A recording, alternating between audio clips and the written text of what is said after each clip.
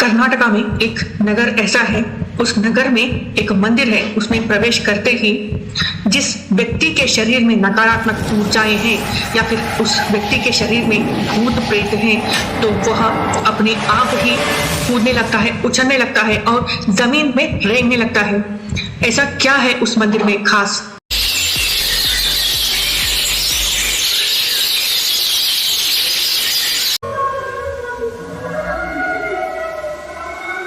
नमस्कार मित्रों, स्वागत है आपका भारत भूमि में। मित्रों, आज मैं आपके सामने लेके आई हूँ एक अद्भुत मंदिर। यह मंदिर है कर्नाटका के गुलबर्गा जिले के अफजलपुर तालुक में। इस नगर का नाम है गाणगापुरा। श्री दत्तात्रेय स्वामी जी का मंदिर है। यहाँ आपके जानकारी के लिए मैं बता दूं, गुलबर्गा जिले को नए तौर से एक और नाम दिया गया है, कलबुर्गी। जी हाँ, अगर आपको पता ना चले तो आप कलबुर्गी बोलकर संबोधित अवश्य कीजिएगा अगर आप यहाँ पर आते हैं तो। कलबुर्गी जिले से 25 किलोमीटर दूरी पर है गाणगापुर नगर। मित्रों, आपके जानकारी के लिए मैं बता दूं, यह जो नगर है भीमा और अमरजा दो नदियों के तट पर स्थित है। इस गाणगापुर का पुराना इतिहास भी है, जैसे कि पुरान समय में इस नगर को गंधर्वपुरा, गाणगा भवना और गंधर्व भवना इस सब नामों से संबोधित किया जाता था।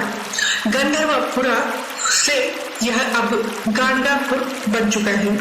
गाणगापुर में आदि गुरु दत्तात्रेय जी का पीठ को स्थापन किया गया है और यह मंदिर इतना प्रसिद्ध इसलिए है क्योंकि यहाँ पर पूज्य श्री नरसिंह सरस्वती यति श्री ने आकर तप किया था भीमा नदी के तट पर।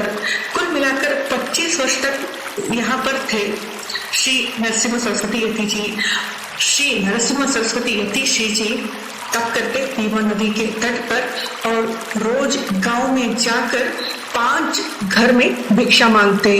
अगर उस घर से भिक्षा मिलता तो ही वो ग्रहण करते, नहीं तो ऐसे ही रहते। जो सन्यासी होते हैं उनका बहुत ही कठोर नियम रहता है।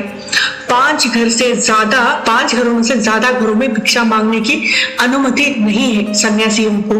तो इसी कारण नरसिंह यति जी 5 घरों में भिक्षा मांगते थे। इस भिक्षा मांगने की प्रक्रिया को मधुकरी सेवी कहा गया है, जो आज भी करते हैं। जो हम जैसे भक्त लोग होते हैं, गाणगापुर जाते हैं ना, एक रात वहां पर रुककर अगले दिन सुबह स्नान आदि करके 5 घर अवश्य भिक्षा मांग कर ही भोजन ग्रहण करके वापस लौटते हैं। ऐसा करने से व्यक्ति का शरीर में जो नकारात्मक ऊर्जा है वो चली जाती है और व्यक्ति के अंदर से अहंकार चला जाता है। ऐसा अवश्य करके देखिएगा। जो प्रस्तुत गाणगापुर में जो मंदिर है, उस मंदिर के सामने एक अश्वत्थ वृक्ष हुआ करता था। उस वृक्ष में ब्रह्म राक्षस ने अपना डेरा जमा कर रखा था और उस राक्षस ने जो आने जाने वाले लोग होते हैं उनको परेशान करता था और साथ में जानवरों को भी परेशान करता था। और कहा जाता है श्री नरसिंह सरस्वती यति जी ने ही उस राक्षस को मुक्ति दी थी। तब से ही इस मंदिर में नकारात्मक ऊर्जाएं जो है उससे मुक्ति मिलती है। इसी कारण जिस भी व्यक्ति के अंदर नकारात्मक ऊर्जाएं हैं या काला जादू से परेशान है वह व्यक्ति, या फिर भूत प्रेत की बाधा से व्यतीत है, तो मंदिर के प्रांगण में प्रवेश करते ही नकारात्मक ऊर्जाएं जो है वो बाहर निकलकर आने लगती है। यानी उस व्यक्ति को असर होने लगता है और उसको बिल्कुल भी पता नहीं होता कि वो क्या कर रहा है।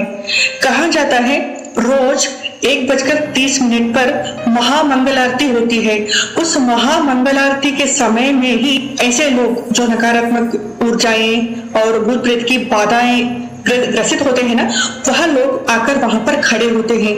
उस समय में उनके ऊपर जो नकारात्मक ऊर्जाएं काम करती है वह छटपटाने लगती है, उनको दर्द होता है। तो इसी कारण दर्द से वह जो ऊर्जाएं होती है उछलने लगती है, रेंगने लगती है, चीखने लगती है। और मित्रों, वह जो ऊर्जाएं होती है स्वयं भगवान को गाली देते हैं। जी हाँ, श्री दत्तात्रेय स्वामी जी को गाली देते हैं। वह ऊर्जाएं जिस शरीर में है वह व्यक्ति, नकारात्मक ऊर्जाएं जिनके शरीर में है वह लगातार इस मंदिर में आने से उनको इस सारी बाधाओं से मुक्ति मिलती है। ऐसे कैसे हो सकता है मैं आपको बताती हूँ, सुनिएगा।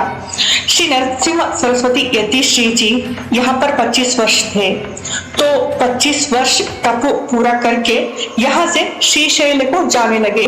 गांव के सारे लोगों ने मिलके श्री नरसिंह सरस्वती यति श्री जी को प्रार्थना करते हैं कि आप यहीं पर रुक जाइएगा, यहाँ से मत जाइए।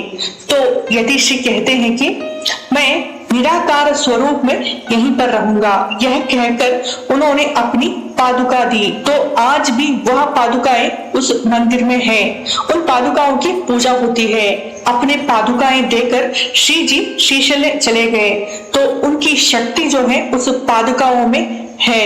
नरसिंह सरस्वती यति श्री जी को दत्तात्रेय जी का पुनर्जन्म कहा गया है। मित्रों, इस मंदिर में आंध्रा, तेलंगाना, महाराष्ट्र, कर्नाटक के बहुत सारे भक्तगण आते हैं। आगे मैं दत्तात्रेय जी का जन्म कथा आपके सामने लेके आने वाली हूँ। उनका जन्म किस तरह हुआ और उनके जन्म के रहस्य क्या है, उनका जीवन किस तरह से था, सब कुछ जानने को मिलेगा आपको आगे। इसलिए सब्सक्राइब नहीं किए तो क्या विचार कर रहे हूँ, जाइएगा सब्सक्राइब कीजिएगा और शेयर भी कीजिएगा। धन्यवाद मित्रों, नमस्कार।